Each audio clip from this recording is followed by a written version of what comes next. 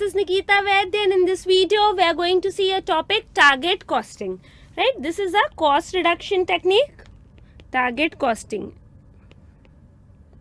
And under it we'll see what is target costing, advantages, components, problems and many other things. So firstly we'll see simple definition. A structured approach, पहले मैं लिख देती हूँ फिर आपको समझाऊंगी. A structured approach to determine the cost at which a proposed product with specified functionality and quality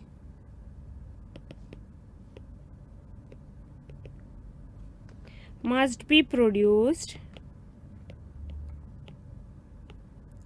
to generate a desired level of profitability at its anticipated selling price. Right? So, what is this? A structured approach to determine the cost at which a proposed product with specified functionality and quality must be produced to generate a desired level of profitability at its anticipated selling price. मतलब क्या basically ये approach क्या है कि आपको क्या determine करना है, कॉस्ट डिटरमाइन करना है. This will be target cost. आपको कैसे टारगेट कॉस्ट डिटरमाइन करना है कि एक डिजायर्ड लेवल ऑफ प्रॉफिटेबिलिटी हो और क्या हो, एंटीसिपेटेड सेलिंग प्राइस हो. मतलब बेसिकली पहले क्या सेलिंग प्राइस डिसाइड होगा, because it is anticipated selling price. Selling price decide होगा, डिजायर्ड लेवल ऑफ प्रॉफिटेबिलिटी, और फिर क्या डिसाइड होगा, प्रॉफिट डिसाइड होगा. सेलिंग प्राइस माइनस प्रॉफिट जो भी होगा वो होगा कॉस्ट. मतलब टारगेट सेलिंग प्राइस होगा एक, टारगेट प्रॉफिट होगा और क्या होगा, टारगेट कॉस्ट होगा. मतलब क्या होता है, कॉस्ट प्लस मार्जिन में क्या होता है, कॉस्ट पहले निकालते हैं, मार्जिन ऐड करते हैं उस पे, मतलब प्रॉफिट ऐड करते हैं और क्या सेलिंग प्राइस निकालते हैं. इसमें आप मार्केट सर्विस से सेलिंग प्राइस डिसाइड करेंगे, उसमें से हम जो प्रॉफिट डिजायर कर रहे हैं वो माइनस करेंगे और टारगेट कॉस्ट निकालेंगे. लेकिन इसमें एक कंडीशन है, with specified functionality and quality. मतलब उस प्रोडक्ट के फंक्शंस या क्वालिटी कुछ भी चेंज नहीं होने चाहिए. अगर फंक्शंस कुछ चेंज हो गई या क्वालिटी कम हो गई तो इस टेक्निक का कोई भी फिर मतलब नहीं होगा. बेसिकली आपको कॉस्ट डिटरमाइन करना है जहां फंक्शनैलिटी और क्वालिटी चेंज ना हो और जो हमारा डिजायर्ड लेवल ऑफ प्रॉफिट हो वो अचीव हो जाए at anticipated selling price. Selling price जो डिसाइड किया है मार्केट सर्वे करके वो प्रॉफिट भी उतना मिलना चाहिए डिजायर्ड लेवल, तो हमने कॉस्ट निकाल लिया, टारगेट कॉस्ट. लेकिन हमको क्या करना है, फंक्शनैलिटी और क्वालिटी चेंज नहीं होने देनी है. देखिए टारगेट कॉस्ट का कंसेप्ट क्या है, मैं आपको फ्लो चार्ट के उससे बताती हूँ. टारगेट कॉस्ट कंसेप्ट क्या होता है, आपको पहले क्या करना है, product requirement and market analysis. आपको क्या करना है, प्रोडक्ट का रिक्वायरमेंट और मार्केट एनालिसिस करना है. मतलब क्या कि प्रोडक्ट से क्या चाहता है, मार्केट में प्रोडक्ट से क्या चाहते हैं और कितना वॉल्यूम की जरूरत है. ठीक है, प्रोडक्ट रिक्वायरमेंट और मार्केट एनालिसिस करेंगे कि जो कस्टमर्स हैं, जो इसके कस्टमर्स हैं इस पर्टिकुलर प्रोडक्ट के, वो क्या चाहते हैं इस प्रोडक्ट से और कितना वॉल्यूम मार्केट में बिकेगा. पूरा मार्केट सर्विस कर लिया आपने. ठीक है, उसके बाद आपने क्या डिसाइड किया, आपको ये पता चल गया कि प्रोडक्ट से क्या चाहते हैं, प्रोडक्ट स्पेसिफिकेशन पता चल गया और कितना वॉल्यूम बिकेगा ये भी पता चल गया. तो इससे आपने क्या डिसाइड कर लिया कि आपका टारगेट प्राइस कितना होगा. आपको टारगेट प्राइस पता चल गया. अब मैनेजमेंट को कितना प्रॉफिट चाहिए डिजायर्ड ये पता है, टारगेट प्रॉफिट पता है. ठीक है, टारगेट प्राइस आपको किससे पता चला, प्रोडक्ट रिक्वायरमेंट और मार्केट एनालिसिस से. टारगेट प्रॉफिट कैसे पता चला कि मैनेजमेंट का कितना डिजायर्ड लेवल ऑफ प्रॉफिट है, वो हो गया टारगेट प्रॉफिट. तो ठीक है, क्या निकल गई, टारगेट कॉस्ट. वो कैसे निकल गई टारगेट कॉस्ट, ये निकली target price minus target profit, तो क्या निकल गया, टारगेट कॉस्ट निकल गया। ठीक है, अभी टारगेट कॉस्ट निकल गया, ऑफ कोर्स वो मैक्सिमम टाइम्स क्या होगा, एक्चुअल के इक्वल नहीं होगा, राइट। इसलिए हम इतनी अप्रोच टेक्निक्स करते हैं ना, टारगेट कॉस्टिंग अप्लाई कर रहे हैं। जनरली जितना एक्चुअल कॉस्ट है वो टारगेट कॉस्ट के इक्वल नहीं होगा, मतलब एक्चुअल कॉस्ट आपका ज्यादा ही लग रहा होगा टारगेट कॉस्ट के कंपैरिजन में। तो आप क्या करेंगे, इसका एनालिसिस करेंगे, वैल्यू एनालिसिस या वैल्यू इंजीनियरिंग। और एक क्या हो सकता है तीसरा, मेक और बाय। मतलब सिंपल, अगर आप बना रहे हैं तब इसका मतलब है वैल्यू एनालिसिस का और वैल्यू इंजीनियरिंग का। लेकिन अगर आपको लगता है बनाने से कॉस्ट फिर भी आपकी ज्यादा ही आ रही है, मार्केट में तो सस्ते से मिल रहा है, तो क्या कर देंगे, बाय कर लेंगे। मेक और बाय का भी आपको डिसीजन लेना है। अब वैल्यू एनालिसिस और वैल्यू इंजीनियरिंग में क्या अंतर है, देखिए ये क्या है, कंपोनेंट्स है टारगेट कॉस्टिंग के बेसिकली, राइट। वैल्यू एनालिसिस क्या है कि आप वो प्रोसेस में, पूरा प्रोसेस में ये डिसाइड करेंगे कि कौन सी एक्टिविटीज वैल्यू ऐड कर रही है और कौन सी वैल्यू एक्टिविटीज वैल्यू ऐड नहीं कर रही है। तो जो नॉन वैल्यू एडेड एक्टिविटीज है उसको आप एलिमिनेट कर देंगे। मैम वैल्यू एडेड एक्टिविटी मतलब कि जो एक्टिविटी के लिए कस्टमर पैसे नहीं दे रहा है आपको, उस प्रोडक्ट में कोई भी वैल्यू ऐड नहीं कर रही है वो एक्टिविटी, तो उसको आइदर रिड्यूस कर देंगे, एलिमिनेट बेस्ट ऑप्शन है। लेकिन कभी कभी होता है कि उसको एलिमिनेट कर दिया तो वैल्यू एडेड एक्टिविटीज पे इंपैक्ट आ जाता है या फिर वो जरूरी हो जाती है, तो उसको रिड्यूस करते हैं नॉन वैल्यू एडेड एक्टिविटी को। वैल्यू एडेड एक्टिविटी क्या है, जिसके लिए कस्टमर पे कर रहा है, जो प्रोडक्ट पे वैल्यू ऐड कर रही है डायरेक्टली, राइट। ये क्या हो गया, वैल्यू एडेड एक्टिविटीज वाला सीन हो गया। ठीक है, अब वैल्यू इंजीनियरिंग क्या, इंजीनियरिंग नाम से ही लग रहा है कि क्या आप ये देखेंगे कि मॉडिफाई कर सकते हैं क्या डिजाइन। आप ये देखेंगे कि कुछ डिजाइन में मॉडिफिकेशन हो सकता है क्या, कि फ्यूअर पार्ट्स यूज करें, सब्स्टिट्यूट यूज करें, किसी भी तरीके से क्या हो, वैल्यू इंजीनियरिंग हो। मतलब क्या, डिजाइन मॉडिफाई हो कि आप फ्यूअर पार्ट्स यूज करके, सब्स्टिट्यूट यूज करके या बेटर वे यूज करके किसी भी तरीके से मॉडिफाई हो डिजाइन, तो इससे क्या कॉस्ट कम हो जाए। या फिर वैल्यू एनालिसिस, ये नॉन वैल्यू एडेड एक्टिविटीज को हटा दें तो क्या हो जाए, कॉस्ट रिड्यूस हो जाए। तो आपने क्या कर लिया, वैल्यू एनालिसिस कर लिया और क्या कर लिया, वैल्यू इंजीनियरिंग। अगर आपको लगता है कि नहीं यार फिर भी आपका मेक वाला कॉस्ट ज्यादा रहा है तो आप बाय कर लीजिए, ठीक है। लेकिन अगर मेक करना है तो फिर आगे ये करिए इम्प्लीमेंटेशन। आपने क्या कर लिया, वैल्यू एनालिसिस कर लिया, वैल्यू इंजीनियरिंग कर लिया, लेकिन कर लिया, पता चल गया कि ठीक है कॉस्ट ऐसे ऐसे कम हो सकते हैं। इससे क्या मतलब है, आपने ये पता कर लिया कि ठीक है इस एक्टिविटी को हटा के कॉस्ट कम हो सकता है, या मॉडिफाई ऐसे कर लिया डिजाइन को तो कॉस्ट कम हो सकता है, लेकिन इम्प्लीमेंटेशन के अलावा उसका कोई भी दूसरा ऑप्शन नहीं। इम्प्लीमेंट कीजिए उसको और क्या कीजिए, फिर कंटिन्यूअस इंप्रूवमेंट कीजिए। कंटिन्यूअस इंप्रूवमेंट आपको करते जाना है। और आप देखिए एक बार प्रोडक्शन फ्लोर पे प्रोडक्ट आ गया तो जो स्मॉल चेंजेस, ये तो क्या है, मेजर चेंजेस है, पहले ही कर लेने हैं। डिजाइन में चेंज बाकी प्रोडक्शन के पहले ही आपको कर लेने हैं, राइट। टारगेट कॉस्टिंग ये बोलता है। लेकिन क्या, प्रोडक्शन फ्लोर पे जब प्रोडक्ट है और छोटे छोटे आप चेंजेस करते हैं, कॉस्ट में रिडक्शन करते हैं, उसको क्या बोलते हैं आप, काइजन कॉस्टिंग। ये क्या है, एक जापानीज टेक्निक है काइजन कॉस्टिंग।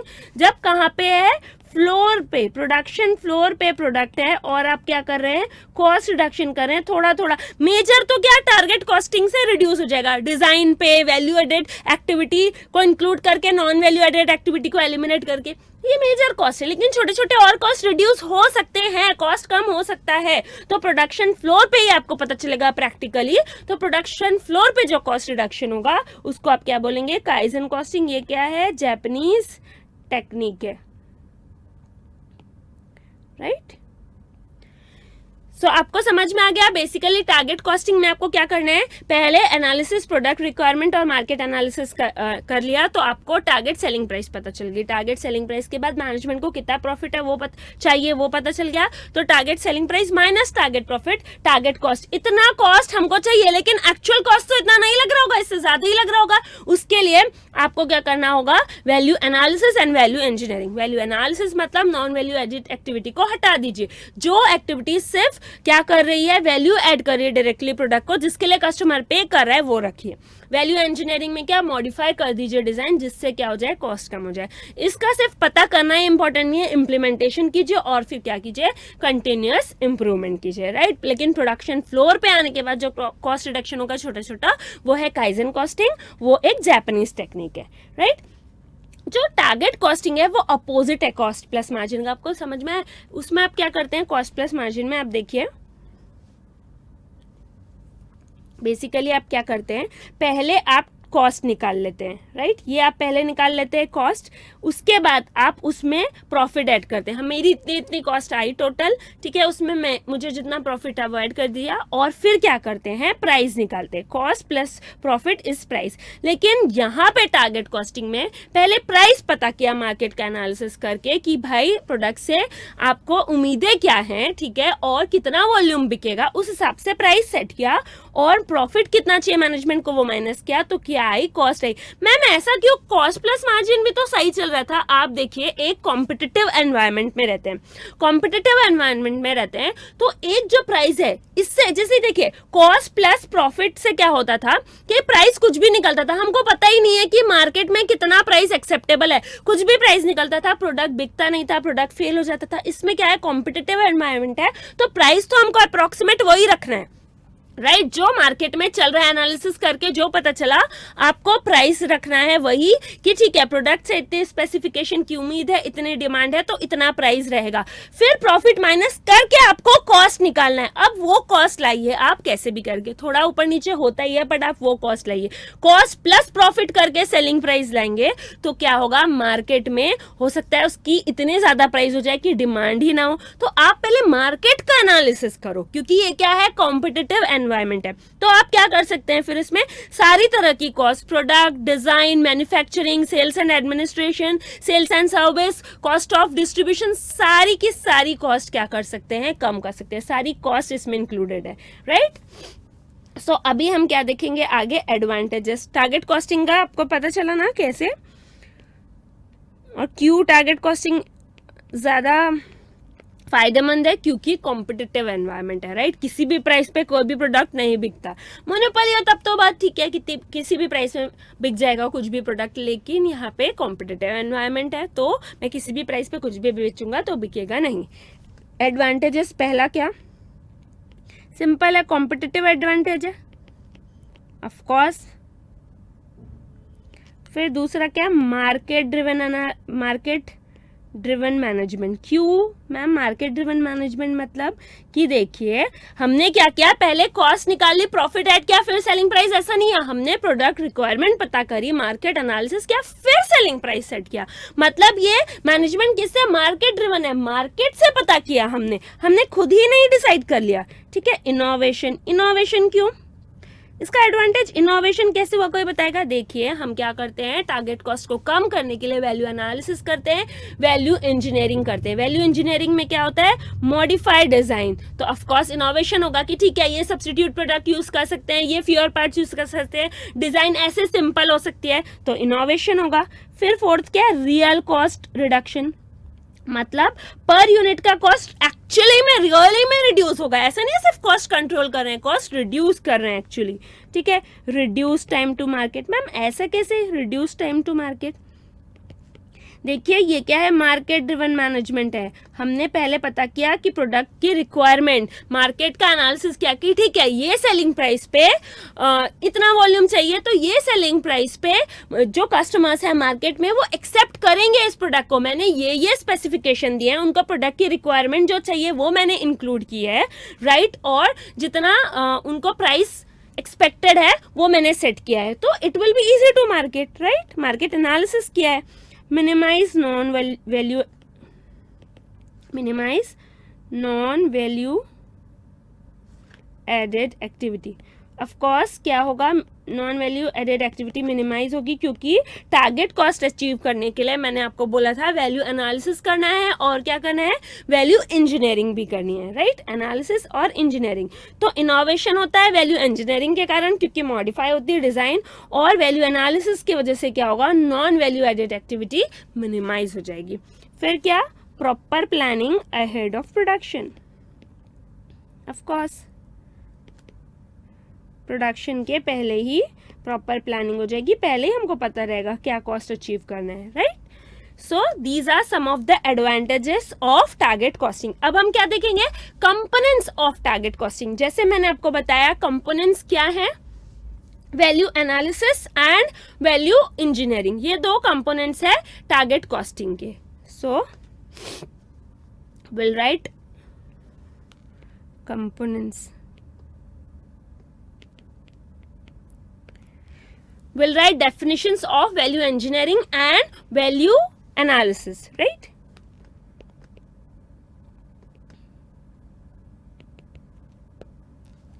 Value engineering क्या है? This involves searching for opportunity to modify the design of each component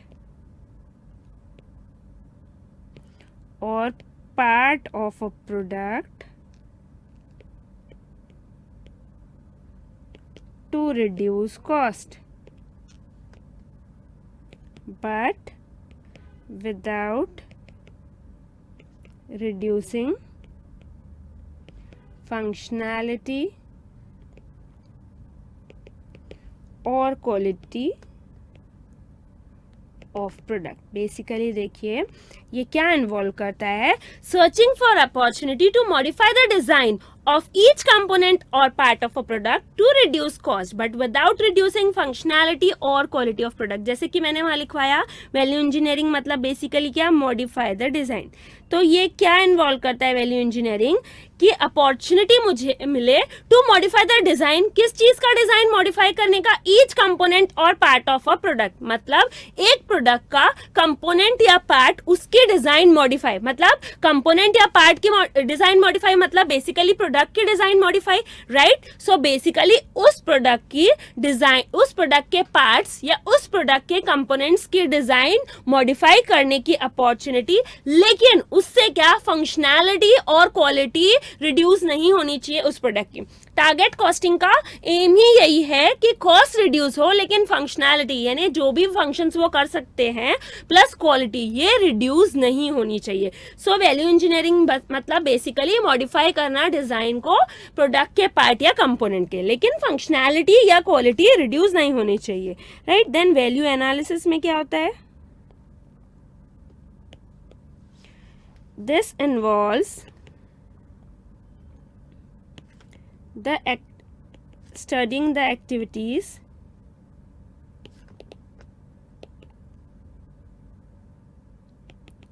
that are involved in producing the product,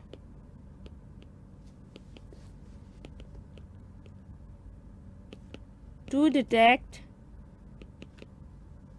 non-value added activities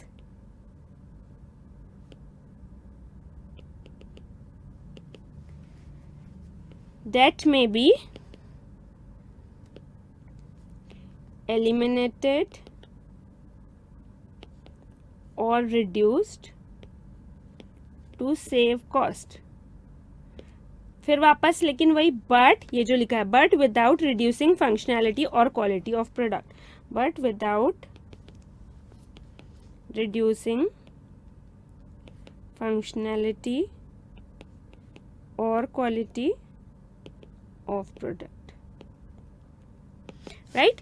अब वैल्यू एनालिसिस मतलब क्या, this involve studying the activities that are involve in the production in producing the product to detect non-value added activities that may be eliminated or reduced to save cost but without reducing functionality or quality of product। मतलब क्या, value analysis मतलब क्या, आप एक product produce कर रहे हैं उसकी सारी एक्टिविटीज का एनालिसिस कीजिए ताकि जो नॉन वैल्यू एडेड एक्टिविटी है वो आइदर एलिमिनेट हो या फिर रिड्यूस हो जाए, जिससे कॉस्ट क्या हो जाए, सेव हो जाए। टारगेट कॉस्ट, इससे target cost of course actual cost इससे क्या हो जाएगा, कम हो जाएगा, आप टारगेट कॉस्ट के पास पहुंचते जाएंगे, राइट। किससे कि आप सारी एक्टिविटी का एनालिसिस करेंगे और नॉन वैल्यू एडेड एक्टिविटी क्या होगी, कम होगी या फिर एलिमिनेट हो जाएगी। लेकिन यहाँ भी वही चीज, क्योंकि टारगेट कॉस्टिंग का एम ही यही है, विदाउट रिड्यूसिंग फंक्शनैलिटी और क्वालिटी ऑफ प्रोडक्ट। मैंने शायद इसके पहले ये बोला था, अभी मुझे ऐसा लग रहा है, ध्यान आ रहा है कि मैंने ये बोला था कि ये जो टारगेट कॉस्ट आपने निकाला, target selling price minus target profit से आपने निकाला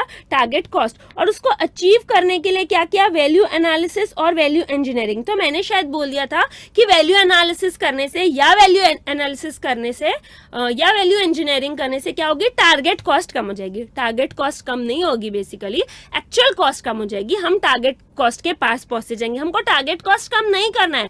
टारगेट कॉस्ट है, सपोज 10 रुपए सेलिंग प्राइस है, उसमें से 4 रुपए प्रॉफिट मैनेजमेंट चाहती है, तो 6 रुपए आपका टारगेट कॉस्ट है। लेकिन एक्चुअल कॉस्ट कितना है, 9 रुपए। तो आपको एक्चुअल कॉस्ट 9 रुपए से, एक्चुअल कॉस्ट है ये, कहाँ पहुंचना है, टारगेट कॉस्ट तक पहुंचना है, 6 रुपए तक, राइट।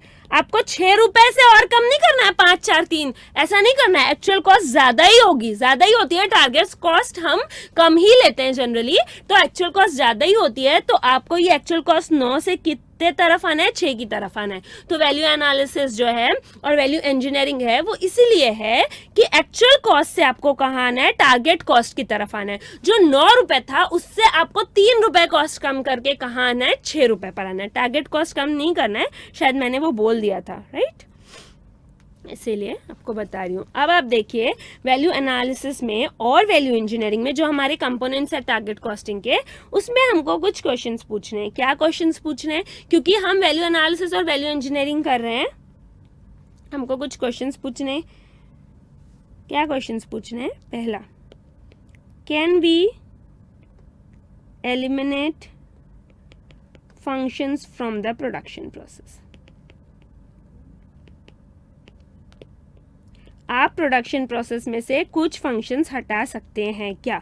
देखिए इसमें आप ये नहीं कर सकते कि ठीक है एक्टिविटीज का एनालिसिस क्या नॉन वैल्यू एडेड एक्टिविटीज को एलिमिनेट करते गए। आपको ये देखना है कि ठीक है वो एक्टिविटी वहां है तो किसी वजह से ही होगी, ये नहीं कि नॉन वैल्यू एडेड एक्टिविटी को हटा के वैल्यू एडेड एक्टिविटी भी इम्पैक्ट हो गई, राइट। अगर एलिमिनेट करके वैल्यू एडेड एक्टिविटी इम्पैक्ट हो रही है तो उसको एलिमिनेट मत कीजिए, देखिए कि रिडक्शन से काम बन सकता है क्या, कुछ कॉस्ट सेव होगी क्या। तो आपको ये देखना है कि can we eliminate the functions, right, क्योंकि ऐसे ही नहीं ऐसे ही हटा दिया। आपको देखना है कि कहीं वैल्यू एडेड एक्टिविटी भी उससे इम्पैक्ट तो नहीं हो रही। कैन वी डिक्रीज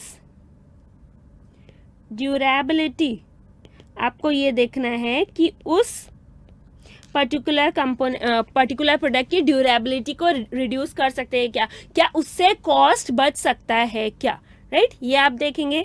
फिर क्या, can we minimise the design, क्या हम कैन वी वापस नहीं लिखा है, सिर्फ क्वेश्चन लिखा है, can we minimise the design, मतलब क्या हम डिजाइन को सिंपलर बना सकते हैं क्या, राइट। ये क्या हुआ, वैल्यू इंजीनियरिंग हुआ। ये क्या हुआ, ये वैल्यू एनालिसिस हुआ, एलिमिनेट कर रहे हैं फंक्शंस, लेकिन ये क्या हुआ, वैल्यू इंजीनियरिंग हुआ। ये मैं आपको सिर्फ बताने के लिए बता रही हूँ, यहाँ पे सिर्फ आपको जनरली जो ये कंपोनेंट्स हैं उनके क्वेश्चन, मतलब value engineering plus value analysis दोनों के ही क्वेश्चन है। सो मिनिमाइज कर सकते हैं क्या डिजाइन, ये देखना है कि सिंपलर वे में ये प्रोडक्ट बन सकता है क्या। This is a part of value engineering. आपको ट्रेड ऑफ करना है किसके बीच, क्वालिटी और प्राइस के बीच की, ठीक है। ये प्राइस है, ये क्वालिटी है, तो क्वालिटी भी एकदम कम नहीं होनी चाहिए, प्राइस भी एकदम ज्यादा नहीं होनी चाहिए कि प्राइस इतना, क्वालिटी तो बहुत अच्छी लेकिन प्राइस इतना ज्यादा है कि कोई खरीद ही नहीं रहा, राइट। एक ट्रेड ऑफ देखना है आपको। फिर क्या, कैन वी सब्स्टिट्यूट पार्ट्स, ये भी वैल्यू इंजीनियरिंग का ही पार्ट हुआ कि आप डिजाइन में देखेंगे कि आप क्या सब्स्टिट्यूट कर सकते हैं पार्ट्स को, कि कोई चीपर पार्ट्स यूज करके, फंक्शनैलिटी और क्वालिटी इफेक्ट नहीं होनी चाहिए, लेकिन कोई चीपर पार्ट यूज करके क्या ये प्रोडक्ट बन सकता है। कैन वी कंबाइन स्टेप्स, मतलब क्या कि कोई दो प्रोसेस को कंबाइन करके एक प्रोसेस बन सकती है क्या। तो इससे क्या होगा, एक प्रोसेस भी कम हो जाएगी। जैसे प्रोसेस है 1 2 3 4 5, देख 1 2 3 4 5 ऐसी प्रोसेस है, तो क्या 3 और 4 को कंबाइन करके एक प्रोसेस बन सकती है, जैसे 1 2 3 और 4 को कंबाइन करके एक प्रोसेस बन गई, और 5 मतलब टोटल 4 प्रोसेस हो गई 5 की जगह, राइट। तो कैन वी कंबाइन स्टेप्स, इससे क्या होगा कि आपकी एक तो स्टेप्स कम हो जाएगी और दूसरा जो क्यूइंग टाइम है, आपको वेटिंग टाइम है, राइट, कि प्रोसेस एक के बाद थोड़ा वेट करके 2 होगा, 2 के बाद वेट करके, तो आपको यहाँ पे 5 जगह वेट करना, उसकी जगह 4 जगह ही वेट करना पड़ेगा, राइट। तो आप ये देखेंगे कि स्टेप्स कंबाइन कर सकते हैं क्या, हर जगह पॉसिबल नहीं है। Can we take suppliers assistance, right, हम सप्लायर का असिस्टेंस ले सकते हैं क्या। देखिए जो मटेरियल सप्लाई कर रहा है सप्लायर, उसके बारे में उसको नॉलेज ज्यादा होगी, हो सकता है वो भी वैल्यू इंजीनियरिंग वगैरह कर रहा हो, राइट, उसको ऑफ कोर्स नॉलेज ज्यादा होगी, हो सकता है वो भी वैल्यू इंजीनियरिंग वगैरह कर रहा हो, या फिर नहीं कर रहा हो तो हम उसको इंजीनियर्स प्रोवाइड करेंगे कि आप वैल्यू इंजीनियरिंग करें, और उससे क्या लेंगे, हम असिस्टेंस लेंगे, उसकी मदद लेंगे, ठीक है। फिर क्या, is there any better way, अभी तक हम क्या कर रहे थे कि उसी को वैल्यू इंजीनियरिंग और एनालिसिस को ही इम्प्रूव करने की कोशिश कर रहे थे, लेकिन अभी क्या बोल रहे हैं, is there any better way, मतलब स्क्रैच से क्या किसी और तरीके से ये प्रोडक्ट बन सकता है। अभी तो हमने एक चीज सोच लिया और उसी को इम्प्रूव कर रहे हैं कि क्या फंक्शंस रिड्यूस हो सकते हैं, सब्स्टिट्यूट यूज हो सकता है, सिंपलर वे में हो सकता है। अभी क्या टोटल डिजाइन चेंज कर दो, सब चेंज कर दो, कोई बेटर वे है क्या इसको करने का, विथ स्क्रैच से, पूरा स्क्रैच से कुछ बेटर वे है क्या इसको करने का, राइट, ये आपको देखना है। सो हमने क्या देखा इसमें, टारगेट कॉस्टिंग देखी, टारगेट कॉस्टिंग का कंसेप्ट देखा, कैसे टारगेट कॉस्टिंग में पहले एनालिसिस करते हैं, फिर क्या निकालते हैं हम, सेलिंग प्राइस, फिर प्रॉफिट, फिर कॉस्ट, उसमें आप value engineering, value analysis, implementation और क्या कंटिन्यूस इंप्रूवमेंट, प्रोडक्शन फ्लोर पे जो छोटे छोटे इंप्रूवमेंट होते हैं, कॉस्ट रिडक्शन होता है, that is kaizen costing, that is a Japanese technique, right. फिर हमने एडवांटेजेस देखे टारगेट कॉस्टिंग के, कंपोनेंट्स में देखा value analysis, value engineering, questions पूछे वैल्यू एनालिसिस और इंजीनियरिंग के। फिर क्या हम एक क्या देख रहे हैं, केस लॉ देख रहे हैं, wait a minute,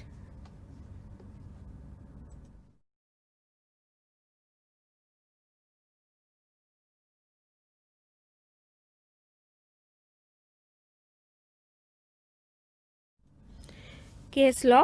Queenstown Wood Company began 20 years ago as a small family-run business supplying custom-made school furniture. Queenstown Wood Company QWC 20 years पहले शुरू हुआ as a small family-run business. Family-run business है, छोटा था, supplying custom-made school furniture, right? Custom-made school के furniture देते हैं वो.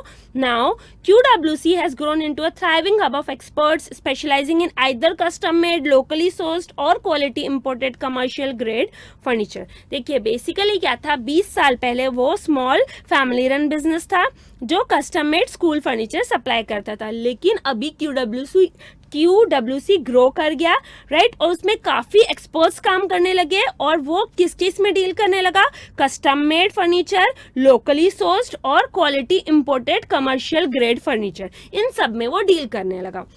The newly appointed CFO is concerned about the trends in dropping sales value, increasing cost and hence falling profits over the last 3 years. नया CFO appoint किया हुआ है, उसका concern क्या है कि लास्ट 3 years में सेल्स वॉल्यूम ड्रॉप हुआ, कॉस्ट इंक्रीज हुआ और फॉल इन प्रॉफिट. ऑफकोर्स क्या होगा, सेल्स वॉल्यूम रिड्यूस होगा, कॉस्ट इंक्रीज होगा, तो क्या होगा, प्रॉफिट फॉल होगा, right? He observed that the reason of these trends is increased cutthroat competition that has emerged over the last 3 years. उसने ये देखा कि इसका रीजन क्या है, बहुत ही ज्यादा कंपटीशन हो गया है लास्ट 3 years में. For many years QWC has been known for high quality, but now this quality is being matched by the competitors. Right पहले क्या होता था कि QWC हाई क्वालिटी के लिए नोन था कि ओके QWC के यहाँ तो हाई क्वालिटी ही मिलेगी, वहां से लेते हैं, लेकिन अभी क्या होने लगा कि कॉम्पिटिटर्स भी उसी क्वालिटी के प्रोडक्ट्स रखने लगे. QWC share of the market is declining due to equivalent products being sold by competitor at lower prices. और वैसे ही क्वालिटी के प्रोडक्ट कॉम्पिटिटर्स कम प्राइस पे बेच रहे हैं. पहले क्या था, इनकी क्वालिटी ज्यादा थी, प्राइस भी ज्यादा था, और कॉम्पिटिटर्स की क्वालिटी कम थी, तो लोग प्रे कर रहे थे क्योंकि क्वालिटी अच्छी है. लेकिन अभी क्या, quality is matched by the competitors, मतलब कॉम्पिटिटर्स भी इनकी क्वालिटी का ही प्रोडक्ट दे रहे हो और वो भी लोअर प्राइस पे, तो ऑफकोर्स उनसे लेंगे.